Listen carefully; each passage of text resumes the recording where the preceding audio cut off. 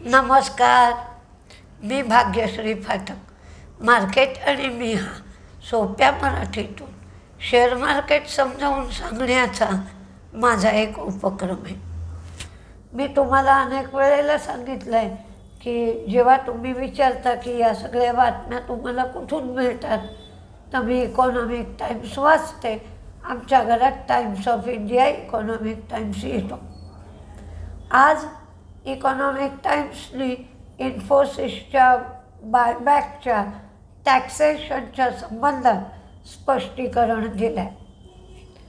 त्यामुळं इन्फोसिसनी बायबॅकवर 18,000 कोटी रुपये खर्च करणार, 1,800 रुपयांनी बायबॅक करणार, हे सगळं सांगितलं तरी अगदी ते आउटघटकेचं राज्य झालं आणि पुन्हा इन्फोसिसचा शेअर पडू लागला. तर का पडतोय शेअर हे बघण्यासाठी मी ते आर्टिकल वाचलं, तर त्याच्यामध्ये बऱ्याच गोष्टी स्पष्ट झाल्या. ऑक्टोबर 2024च्या आधी कंपनी बायबॅक डिस्ट्रीब्युशन टॅक्स म्हणून 20% रक्कम देत होती आणि सरचार्ज आणि सेस एवढ्या सगळ्या रकमा सरकारला ऑक्टोबर 2024च्या आधी कंपनीच देत होती. रिटेलर किंवा इन्व्हेस्टर जे आहेत त्यांना कोणालाही ही रक्कम द्यायची नव्हती. कंपनी टॅक्सचा भाग पाहत होती. आता हा जो टॅक्स आहे तो इन्व्हेस्टरला भरायचा आहे. यावर्षीपासून बायबॅक हे डिव्हिडंडप्रमाणे त्याची ट्रीटमेंट होणार आहे. जो बायबॅकवर प्रॉफिट मिळतो आहे त्याची ट्रीटमेंट. पण बायबॅकची संपूर्ण रक्कम डिव्हिडंडप्रमाणे ट्रीट होईल. आता बघा, बायबॅकची जी रक्कम असेल त्याच्यावर लाभार्थ्याला इन्कम टॅक्स द्यावा लागेल. हा टॅक्स कसा द्यायचा आहे, तर टोटल जी तुम्हाला रक्कम मिळेल त्या रकमेवर 10% TDS कापूनच तुम्हाला आधी पैसे मिळतील आणि मग जो प्रॉफिट तुमचा उरेल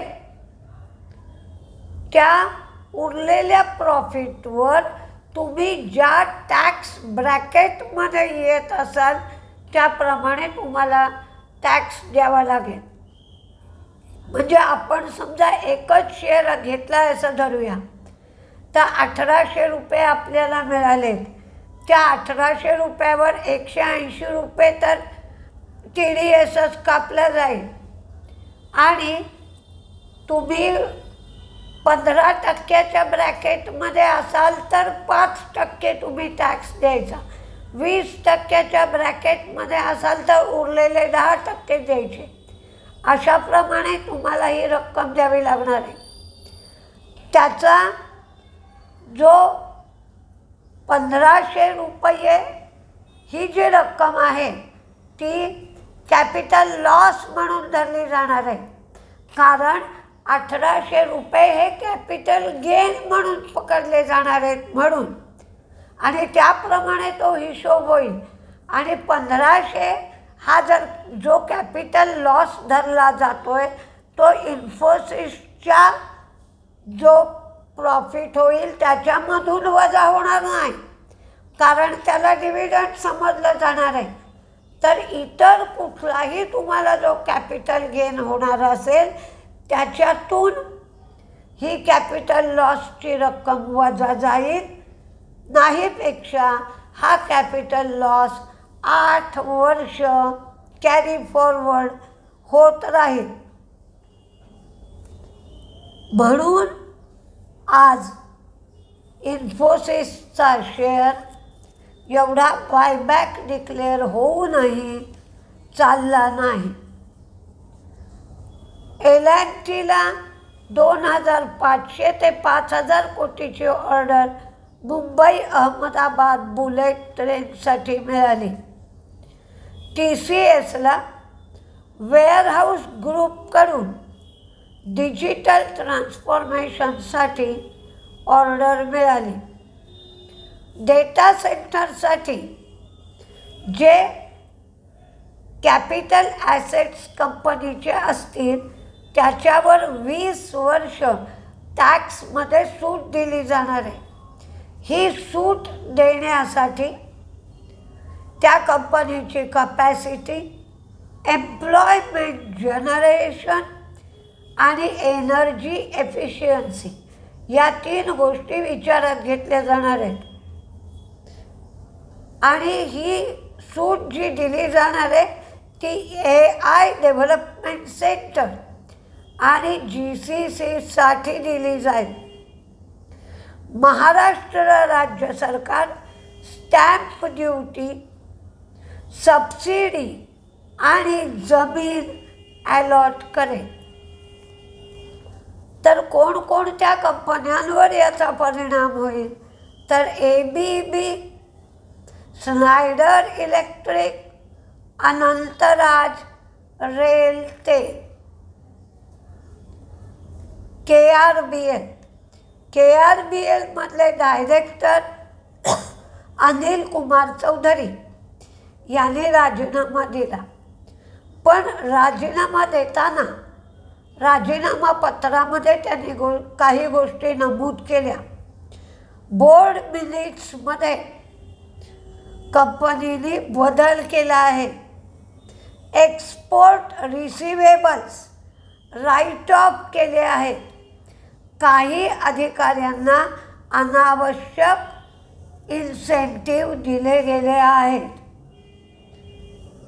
म्हणून आज KRBLचा शेअर 10 ते 12% मंदीत होता.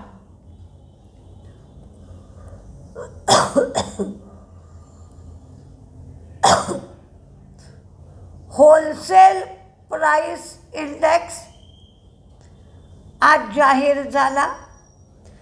गेल्या वेळेला -0.58 एवढा WPI होता, म्हणजे ठोक महागाई, आणि आता ती +0.52 एवढी झाली.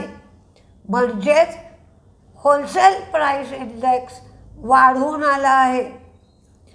TVS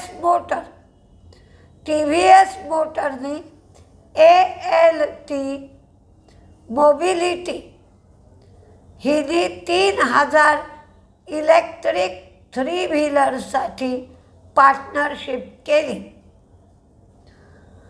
प्रिन्स पाईपला आता कप अँड हँडल पॅटर्न तयार झाला आहे. जे कोणी हा पॅटर्न अभ्यास करतात त्यांनी पाहावा.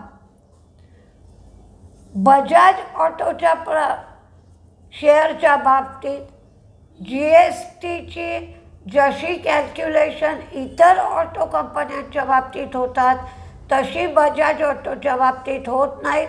कारण बजाज ऑटोची निर्यातीचं प्रमाण जास्त आहे. अडाणी पॉवरने बिहार सरकारबरोबर करार केला आहे 2,400 मेगावॅट पॉवर सप्लायसाठी. म्हणून आज अडाणी पॉवरचे शेअर तेजीत होते. स्टेट बँक आणि इतर सगळ्या खाजगी बँका ज्यांनी येस बँकेमध्ये स्टेक घेतला होता, आता हा स्टेक ते सुमिटोमो मित्सुईला या बँकेला विकणार आहेत. हा स्टेक 13,483 कोटीला विकला जाणार आहे. पण 2020मध्ये असं नमूद करून ठेवलं आहे की विकल्यानंतर जी रक्कम येईल त्याच्यावर कॅपिटल गेन टॅक्स लावला जाणार नाही. त्याप्रमाणे 13,483 कोटीवर त्यांना कॅपिटल गेन टॅक्समध्ये सवलत मिळेल. म्हणजेच या येस बँकेच्या डीलचा फायदा स्टेट बँक इतर खाजगी बँकांना मिळेलच आणि त्याच्यावर हा कॅपिटल गेन टॅक्ससुद्धा लागणार नाही. आयशर मोटरने METEOR मेटॉर 350 याचे 4 व्हेरियंट लॉन्च केले आणि याची किंमत 1.95 लाख आणि त्यापेक्षा जास्त अशी ठेवली आहे.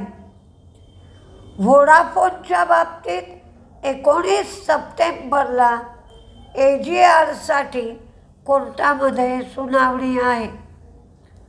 महाराष्ट्र स्कूटर्स यांनी 160 रुपये डिव्हिडंड दिलाय.